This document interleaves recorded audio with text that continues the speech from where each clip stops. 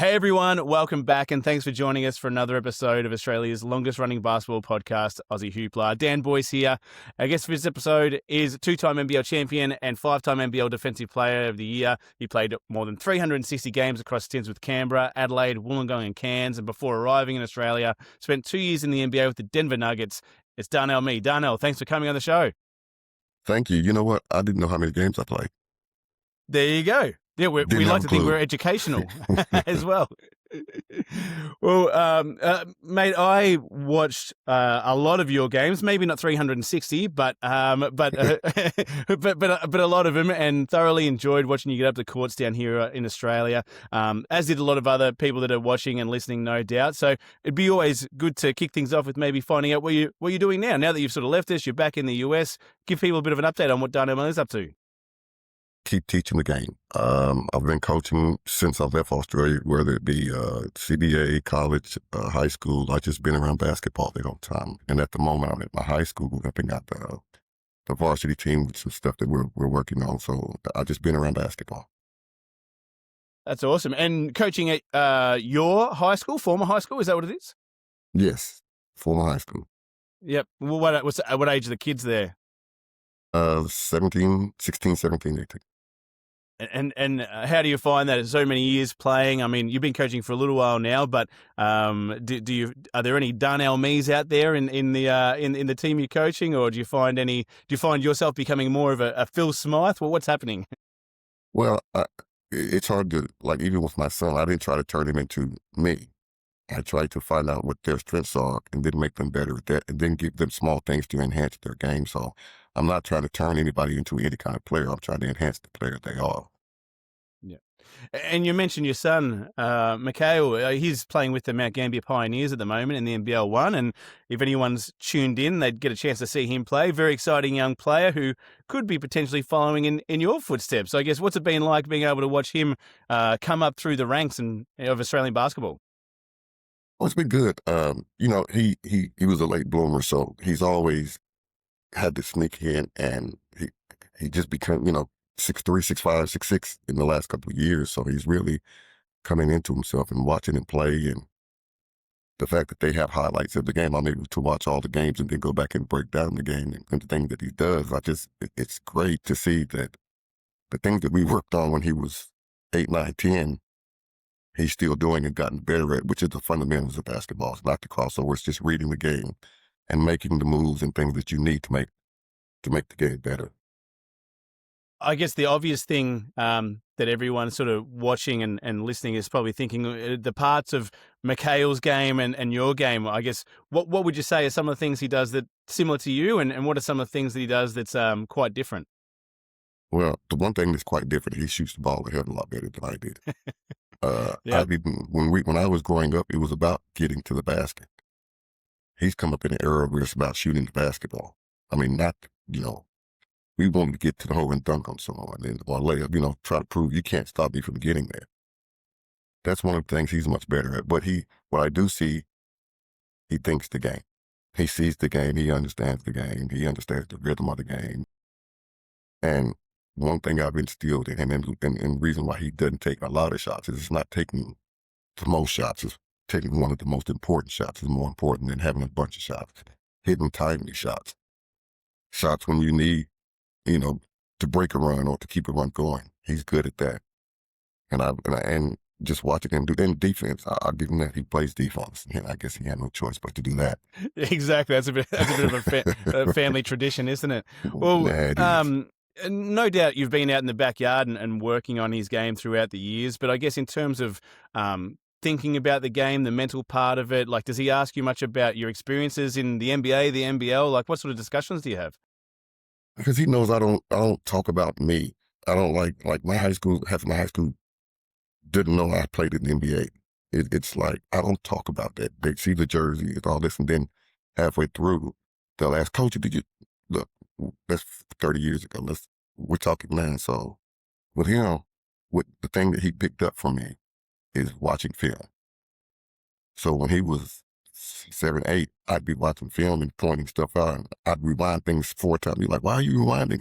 Well, let me show you this, and why he's there, and why that pass worked. And he picked that up, and now he's easily able to pick up habits in basketball, which is what you have to understand is the habits of basketball. I mean, playing in the NBL 1, that's a good spotlight on his game already in terms of like NBL teams being aware of who he is. But do you know if there's many teams out there looking at him or interested in him? Where do you think his chances are? I haven't heard of anyone talking to him. Again, his game has been up and down. If you go by look at the stats, you'd be like, well, he didn't do anything. Well, if you don't know the situation, in one game he's playing 30 minutes, the next game he's playing 10, and the wins and losses come up, then nobody's looking for that. And he's not that, oh, he scored 40 points in the, NBL 1, so it's not that. He's a basketball player, and he helps teams win. And that's why I'd say it takes a Phil Smythe mindset, because Phil's a point guard, so he sees every day. He's seeing the effects of not scoring, but passing and being in that. So he's going to need somebody to understand that. Yeah, obviously, Phil Smythe, your coach during those Adelaide years, back-to-back titles. Now that you're in the coaching seat, do you find yourself, you've had a number of coaches over the years, but is Phil one of the ones that you find yourself when you find yourself repeating what other coaches have said through your journey, does Phil's words start coming out of your mouth a little bit more than the others, or what's it look like? You know what? I've taken a lot from, as much as I can, from every coach that I've coached, that I played for. What I got from Phil was understanding your team. When we first got there, the first part of the year, that first year, we were figuring each other out. And once we figured each other out, Phil knew not to, for lack of a better word, get in the way. If you watch Phil, what would he do? He would sit down, and every now and again he'd get up and say something. He understood that we were playing to win. We had no selfish people on that team. Nobody had an agenda. And we all knew how to play the game of basketball. And it just worked. Another thing that's happened for you is the exciting news that you've been you're already a part of the Western Kentucky Hall of Fame there, but they've announced that they're going to put your basketball team into the Hall of Fame as well. So two-time Hall of Famer Darnell Mee. What does that mean to you? That's great, because understanding what it took for that team to win. We weren't a small mid-major team, and we just didn't believe that we couldn't play with anybody. It wasn't about who we were playing, because we were playing basketball with our ball. So if we wanted to do what we wanted to do with it and stop them from doing it, I don't care who's on the other side. You know what I mean? We just felt like we could compete. And that team was so close. It's great that we all get to go in it. What made that Western Kentucky team so special, do you think? You were talking about, I guess, the traits of the Adelaide 36ers and that type of thing, but what about this Western Kentucky squad? It was a toughness that we had that came from, believe it or not, the smallest guy on our team. I started point guard, was 5'8". Okay. And and he could play. When he played high school ball with Allen Houston, they won the state championship, but he was small and he wasn't super quick. He was just a basketball player. But he had a mentality, especially because we had a bunch of young big men. So he put that meanness in those big men at a young age that they could compete against these other guys that we knew were more talented. But that ain't the point. Let's go at them. And we just, like I said, we just fought. We weren't intimidated by anybody. We played 7 ranked teams that year and beat 5 of them. They like a group. That's really cool. Well, like I said, we've had you on the show before, and we got a chance to go through some of Adelaide's back-to-back titles memories, and that was really cool. So I was thinking that we might talk about some moments of your career that don't get as much of a spotlight on them. And one of them is, obviously, a quick recap of that grand final series. The first year you face off against the Southeast Melbourne Magic. Brian Goorjian leading the way there. You're able to knock those guys off. I think that year the Magic only lost 4 games all season. Yeah, something like that. Yeah. You and Kev joined the team, Kevin Brooks, that is, and yeah, awesome series there where in 2 games you guys make pretty easy work of them. Kevin Brooks is grand final MVP, and you guys take out the first championship, and then I guess the title defense that started a bit slowly. I think you guys come out the gates losing 4 of the opening 6 games or something, but recover, finish things off at 18-8. A bit of a laugh there, Darnell. What do you remember about losing those early games? We lost those games partying from last year's championship. Yeah. We came in even after we partied after that first championship and came back. We were still feeling ourselves. You know, we just beat the team that lost 4 games all year and we swept them. We can't lose. And so we started out that way, and it took that rough start for us to like, wait, we actually did have to play basketball and well to win these games. So that was eye-opening. But yeah, that end of a championship in the beginning that next year was, because remember, we went from the winter to the summer. So it wasn't a long break. And That's yeah, right. we were still feeling pretty good. I'd forgot about that because, that was the 99 to 99, 98 season. There was only a couple of weeks break there. So it makes sense why the party was still jumping when the season came around. We were feeling good. Because and so what does that look like? Because I think I remember you telling me one time about how Phil came in and said, like, everyone's got to cut out the drinking. It's beyond the joke. And I think you guys just ramped up things even more or something like that. Tell me what that was looking like, those parties. It wasn't necessarily that we would party. We would just go out and hang out. Yeah. And we hang out and those drinks turn into, okay, we can have one. And okay, we'll have just 2. And before you know it, we're having a great time.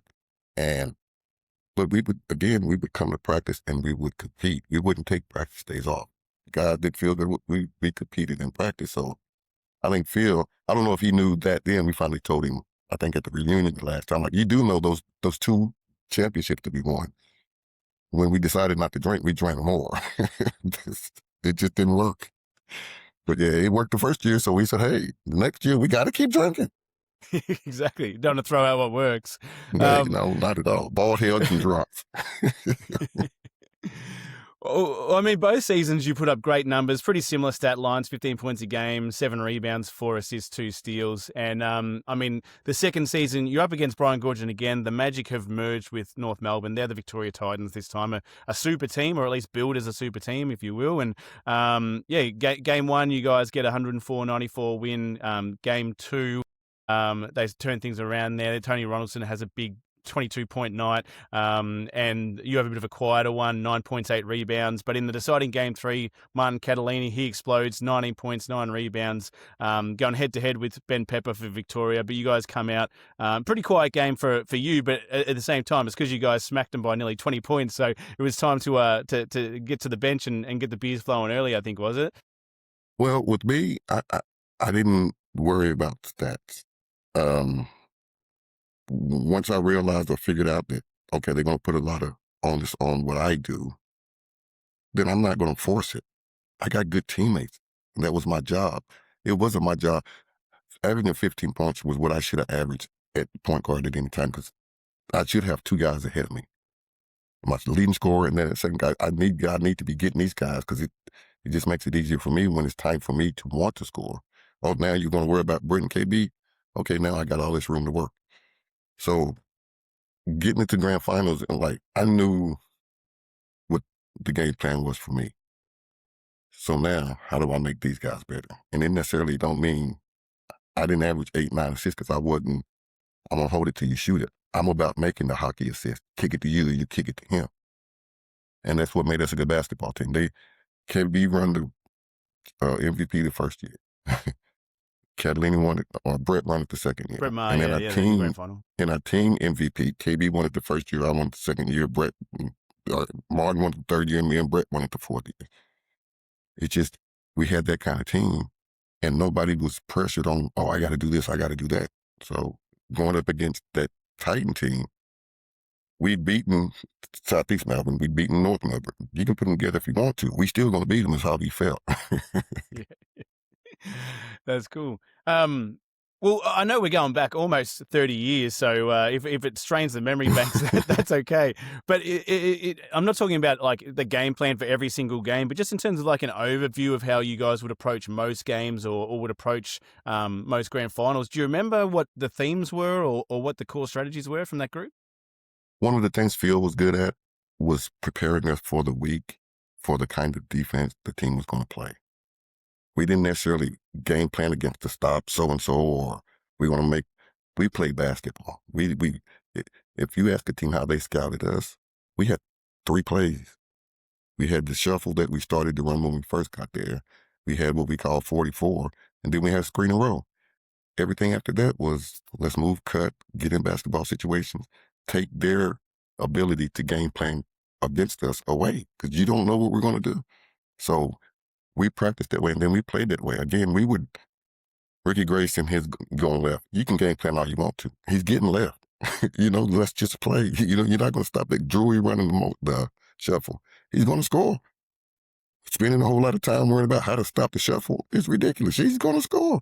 They're going to run this. We just got to compete against. Yeah, good points.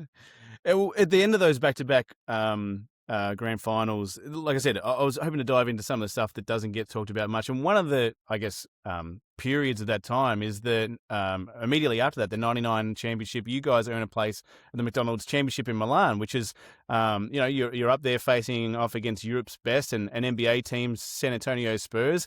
Just with the lack of internet and the lack of things back then, not a lot sort of known about it. But yeah, what do you remember about that European Championship? The same way we started the season after we won the first championship is how we played when we went over. We didn't have Drunk? we kind of came in. Well, we weren't drunk. We were still I'm joking. happy. Yeah. We were still, and we didn't have Kevin. They couldn't afford Kevin again, so they brought in Paul Maley. So Kevin didn't go. So it wasn't really our team.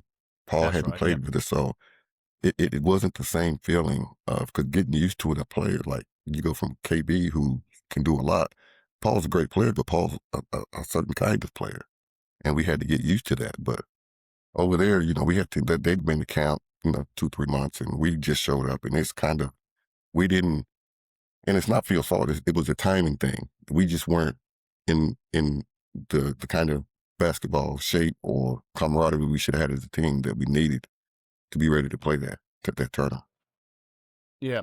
And because one of the things that happened then, we talked about the season moving from summer to winter. And one of the things that happened there was a reduction in the salary cap. And that was what squeezed Kevin Brooks out.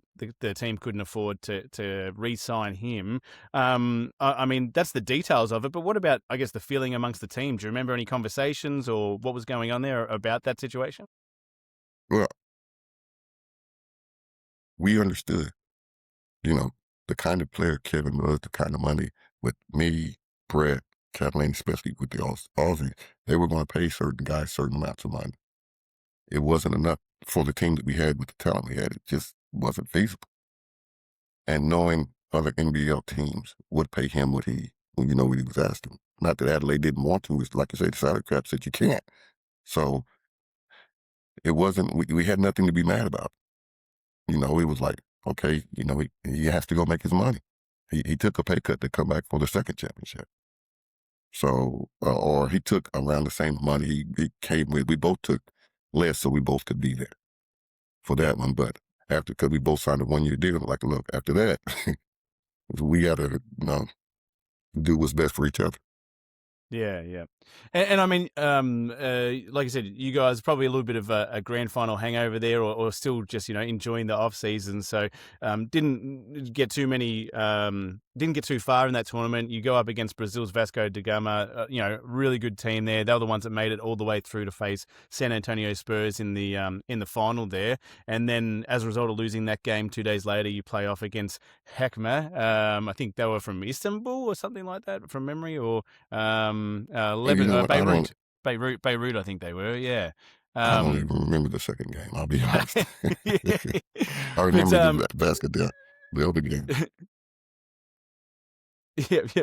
But I mean, ultimately, it's still a holiday for you in Italy with some of your good friends there on the team. Any off court memories? That you can share. There you go.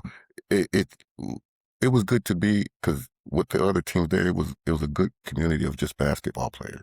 We got to know some of the other people. But it was hard. It was the funny. It's funny now. We were coming in from the airport, and they was explaining to us about the gypsies and watchy wallets and this and that. So we're all.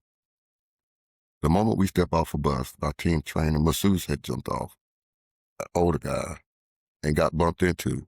And didn't think nothing about it. The lady walked, kind of blew him a kiss and kept walking. So he goes up to check in, and everything's gone. She's taking all his money, his passport. I mean, he hadn't been off the bus 30 seconds. He was like, oh, this is what we're into now. So, and then we got to get into things that happened. We went to have a drink, just a little cafe, and they brought us a bottle of whatever, and we get ready to leave. They talking about like $3,000. We were like, what? But it was like one of those mob, like you look like, wait, we might have to come up with this because these people are standing by the door. But yeah, we just enjoyed Italy. We did a little sightseeing, and we just, again, we weren't in basketball, trying basketball mind to be playing at it. Both those grand finals were playing against Brian Gorgon teams, like we spoke about, and I think I think there was one thing I came across. I'm not sure sort of who said it, but it was talking about how the Adelaide team had figured out those Brian Gorgon's teams, and you kind of mentioned a little bit about it before. I guess is that something you can dive into a bit more? Like how did Adelaide figure out Brian Gorgon's teams, and what did that mean? Well, figuring what you know about Gorgeous teams, they're going to be physical. They're going to play defense. They're going to be the upside. So rather than try to fight them, all we did was spread them out. Okay, you're a great team. Now let's see if you're great individually. And so when we penetrate, guess what? That guy's going to automatically come and help. It's an automatic kick.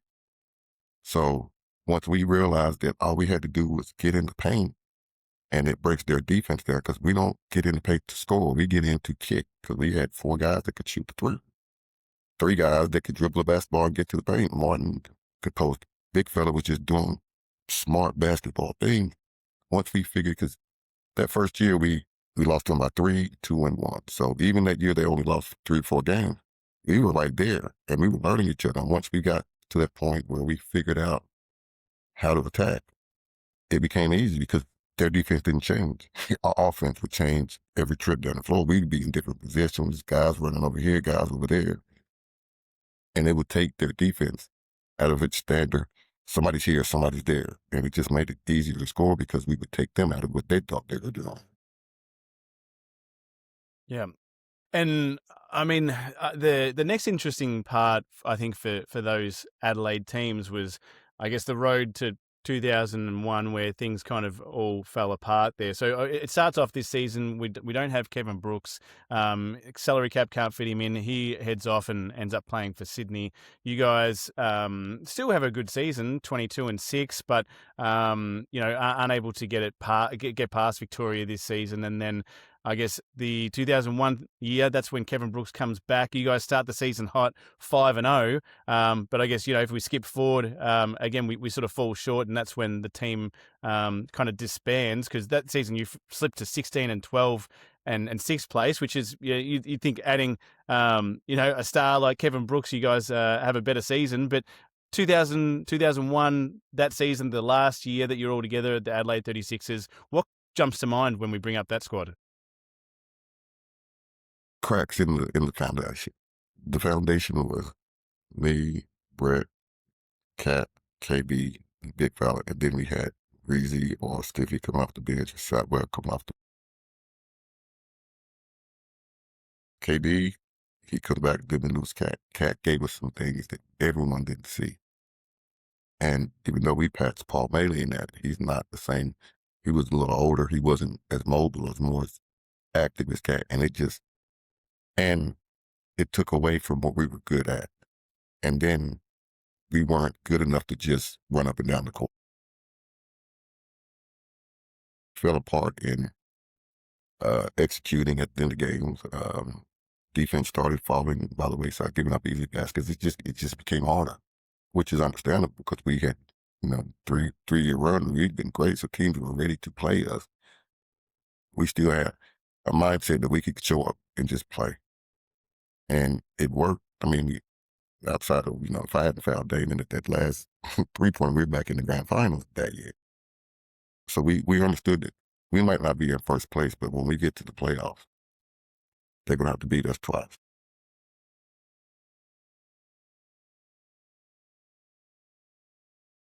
'Cause I guess, Boddy Nard, she was writing a lot of the, I guess, commentary on the Adelaide 36ers that season for the newspaper and whatever else, and he reported stuff to do with, yeah, like Paul Maley's contract causing issues internally. I think there was a situation where Kevin Brooks and assistant coach Scott Ninnis came to blows. I don't know. With the cracks in the foundation, I guess, what are those things true, and what did that look like? I don't know so much about the group as a Paul Maley contract problem because it didn't affect me. I didn't get into what they would think. It might have affected KD if he thought they gave him more, they gave him comparable to what they gave Paul, and KD had done so much for the program already.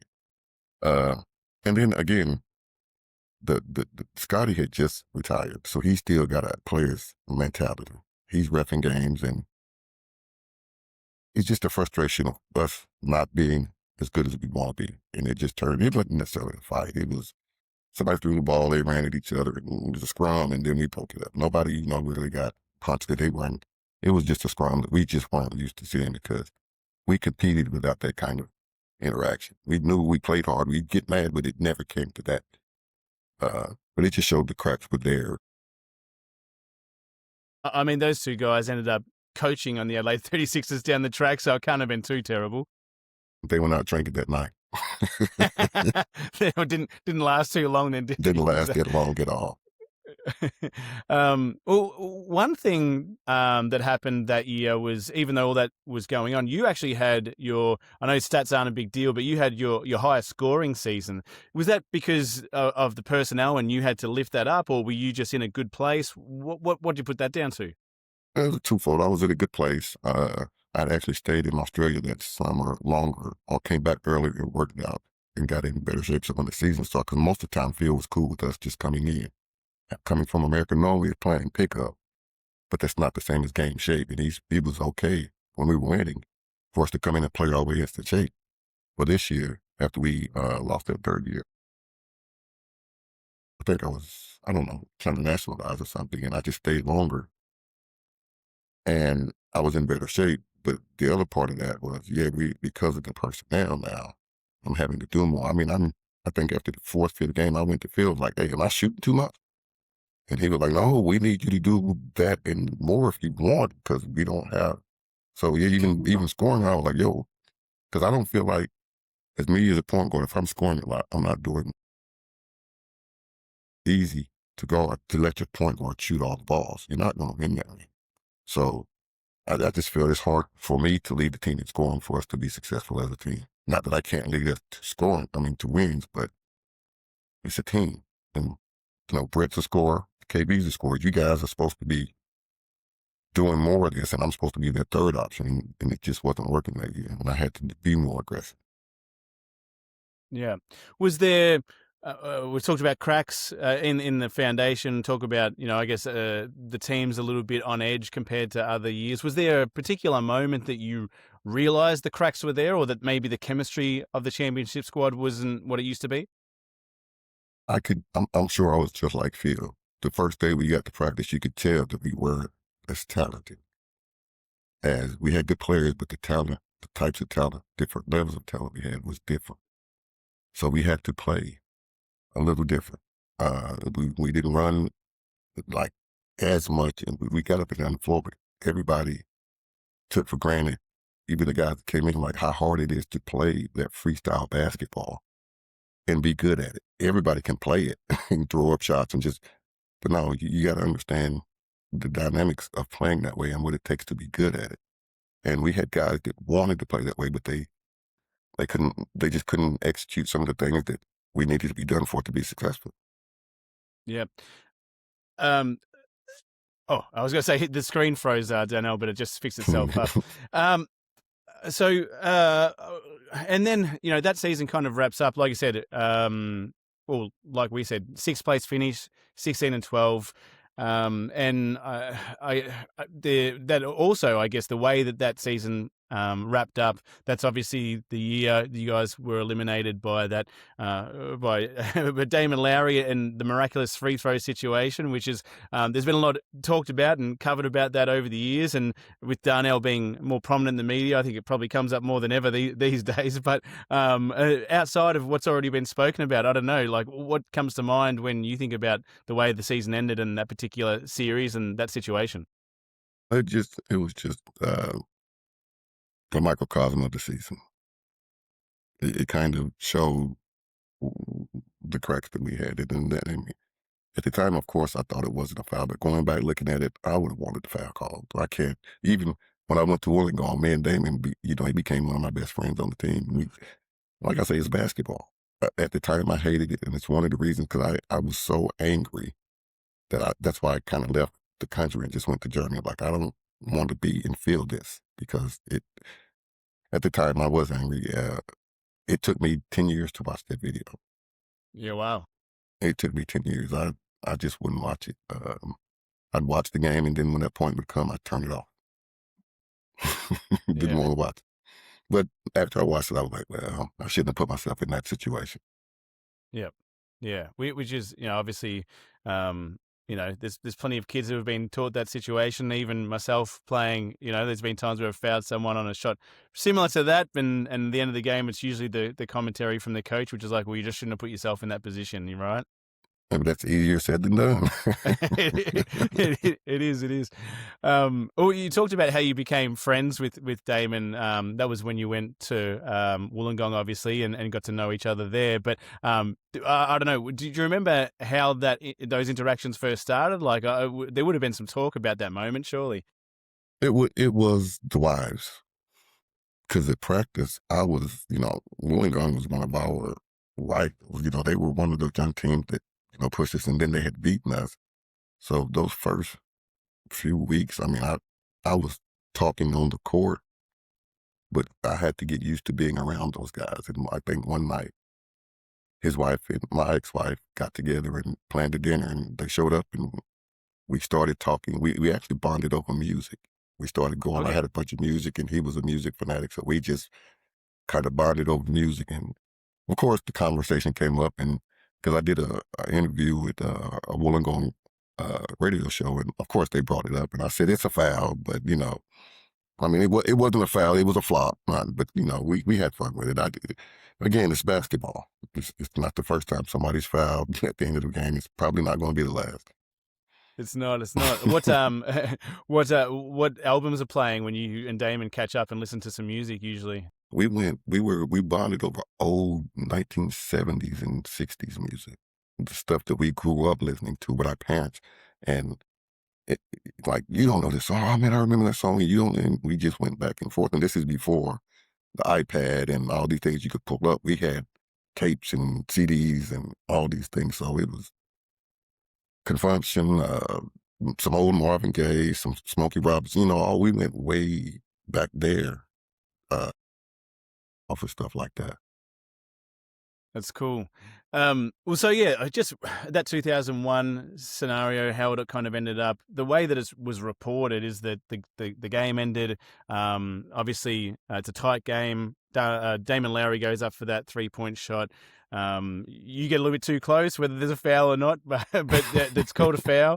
And It's a foul. It's a foul. If the ref blows his whistle, it's a foul, isn't it? And Damon then knocks down 3 free throws. But the story about it, or the color around the edges there, is obviously each ball bouncing around multiple times on the ring, and although you only needed one to miss, they all somehow found a way to fall in there. And then after that, you guys head to the changing rooms. It's a pretty solemn affair.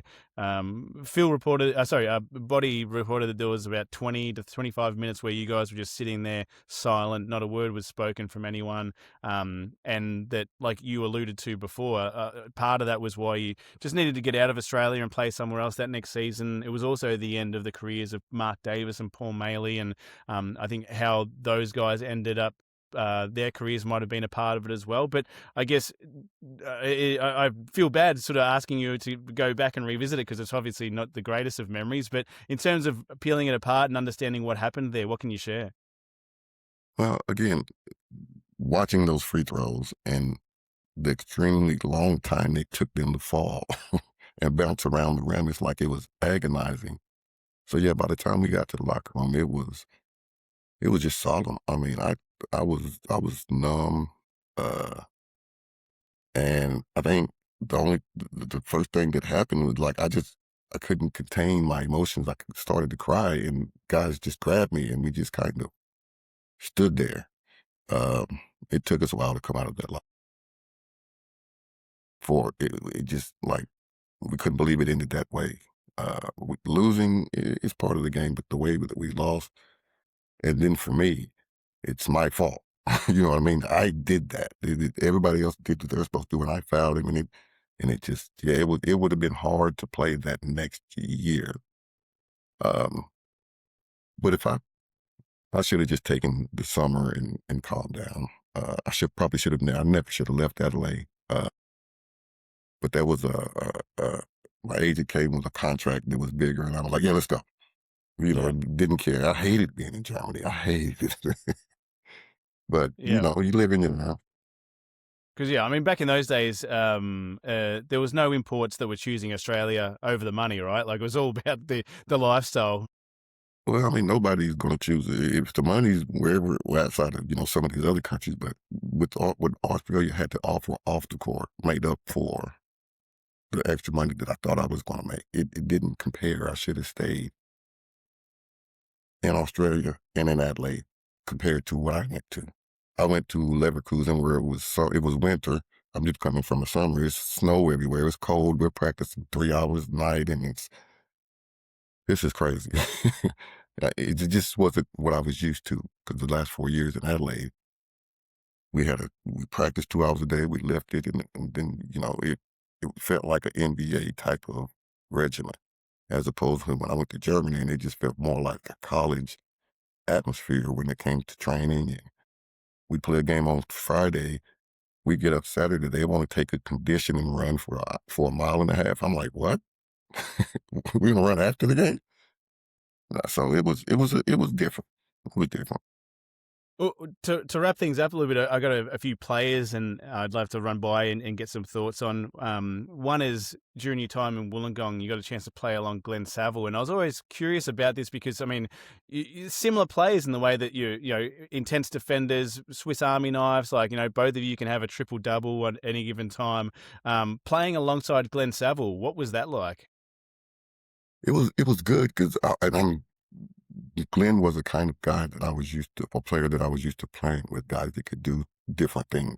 He wasn't one dimensional. He could defend, he could rebound, he could pass, he could score, post. He could just do a lot. Uh, and it was fun because unlocking those players is a challenge of your point guard. Again, I think one of the first questions I got asked about when I went to Wollongong is, you guys have, they 40 points are gone from last year. How do you think your offense is going to be this year? I'm like, teams score points. So no team that I've ever been on has had a problem scoring points. And I'm not the leading scorer, so I'm not concerned about scoring and having a guy like Sav. Again, you can make a play to him and he can make a play for somebody else. You don't have to just give him the ball, he's going to shoot it. I can pass it up and Sav will make a play for someone else. That makes it easier for me. So it makes it easier for the rest of the team because they're not just depending on me to make plays for everybody. We need everybody, or as many guys as we can, to be playmakers, and Sav was good at that. Because another player that kind of fits that same sort of mold is you got to play with him at a younger stage in Canberra. I'm talking about Robert Rose, and then obviously while you were in Cairns, reunited, and you played alongside Robert Rose in his last season. Again, like a guy that could put up a triple-double any night, points, rebounds, assists, whatever you need. Playing alongside him, how did that, I guess, change your game, make it better, or put you in certain roles? Anything you can share? That was an interesting year. We started the year at Canberra with just me as an import, and we won the preseason tournament. And we beat North Melbourne, and then we beat Perth in the championship with just me as an import. And again, everybody's numbers are up across the board. Everybody's playing out of their mind, and it's like when Rob comes, he's a scorer. Okay, let's go to Rob. With When he missed 4 games, he still came run up in the MVP. And with me, I understood what he was good at. So I'm not going to go and say, well, no, I got to be good too. Okay, well, let's ride this. You're good. You making it. Let's do it. And Rob was a competitor. He wasn't the one that worried about stats. It ain't like he was scoring to say, I got to score these points. That was his role. So once we got rolling that year, it was easy to play with it. He was a willing passer. He's a willing defender. He's talented. So it was real easy to, once we got to know each other and the team gelled with him being there with everyone.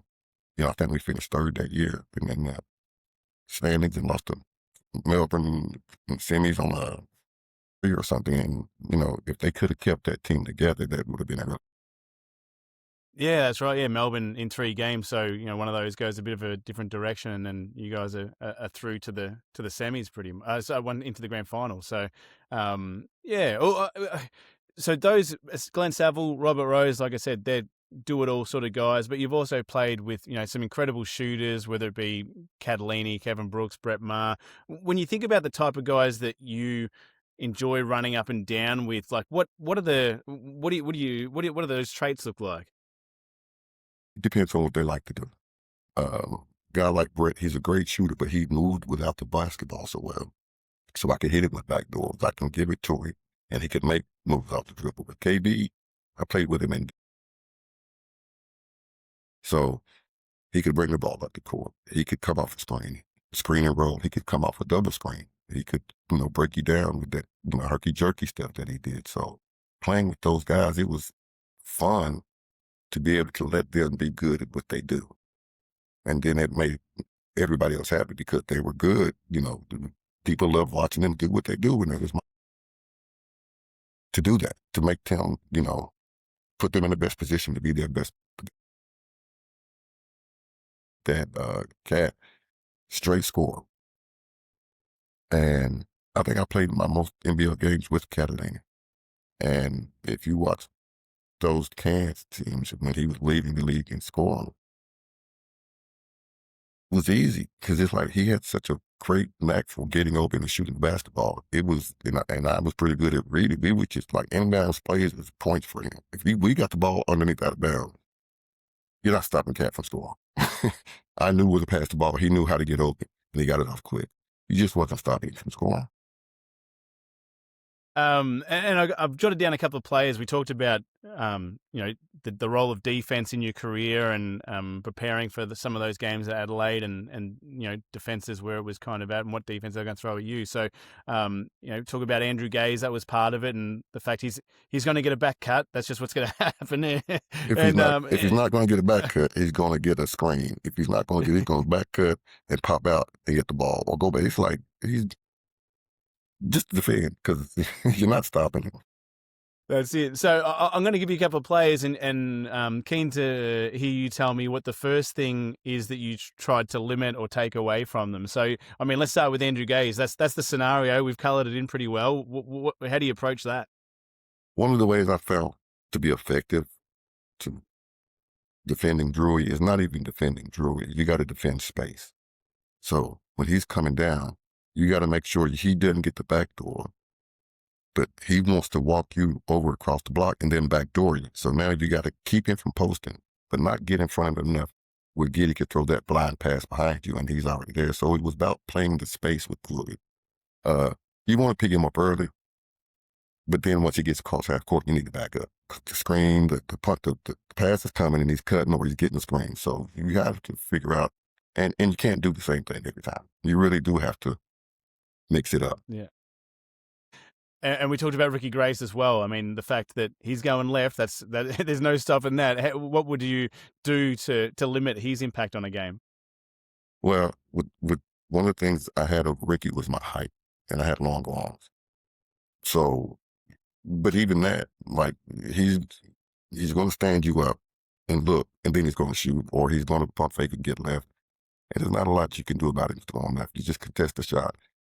And my defense wasn't about stopping anymore. It was about making it difficult. If you score on me, you made a good score. It's not easy, and you won't do it again that way again, but With him, it was like, okay, well, if you're going to go left and shoot it over a contested hand every time and make it, you win. But I was going to make it hard for him to keep doing that. Yeah.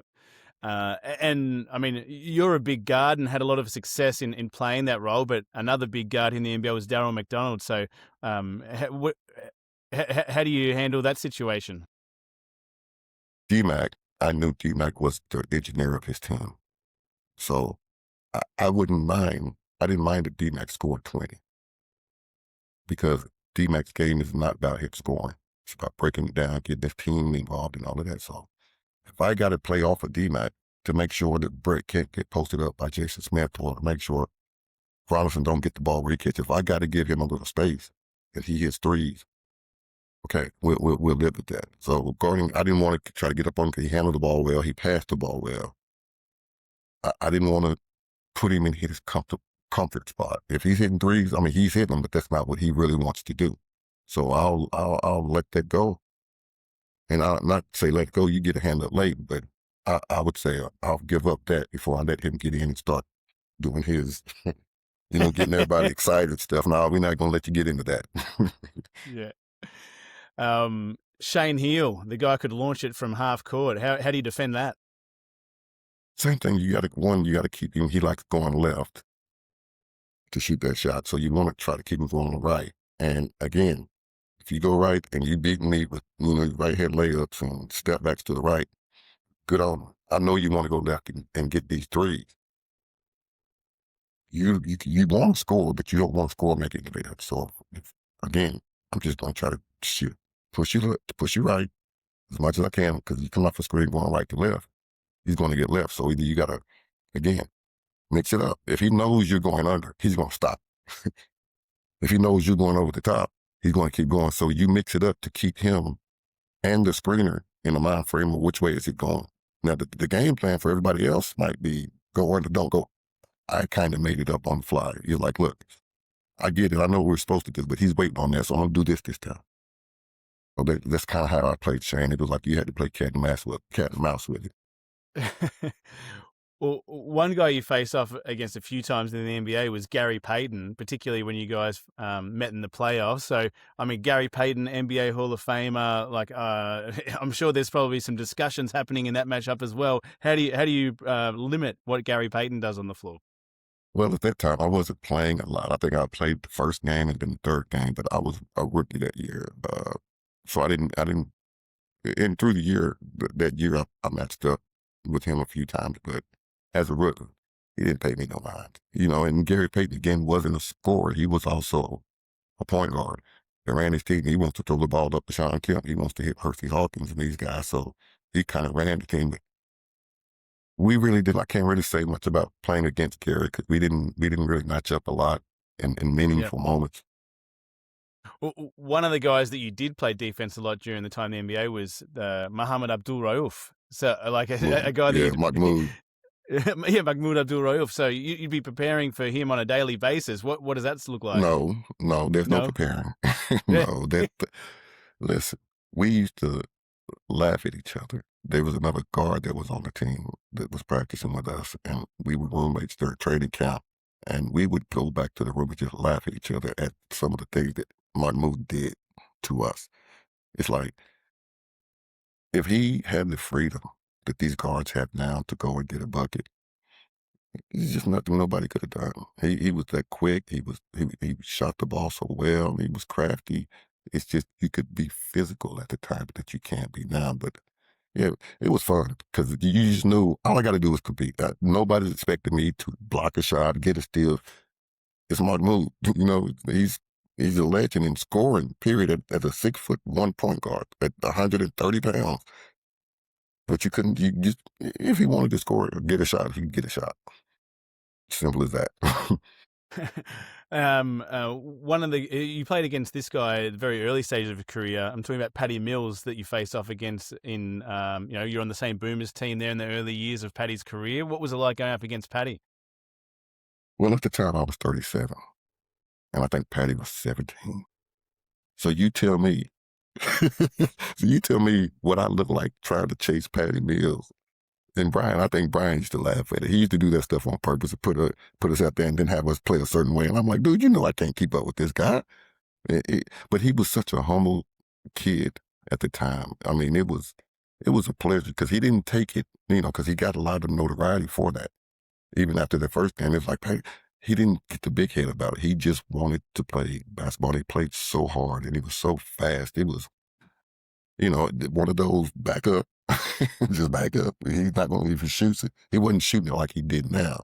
So it was just let him run the set. Get the ball out of your hand to him type of thing. But pleasure to be on the team with Patty. He was a good kid.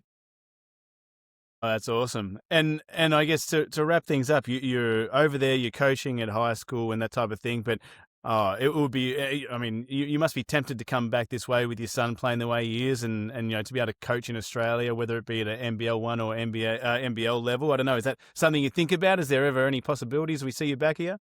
I mean, I would love to come back. I coached at Woodville in Adelaide for 1 year. When I came back the last time, but I came back because my son was starting high school, so I had to be here for that.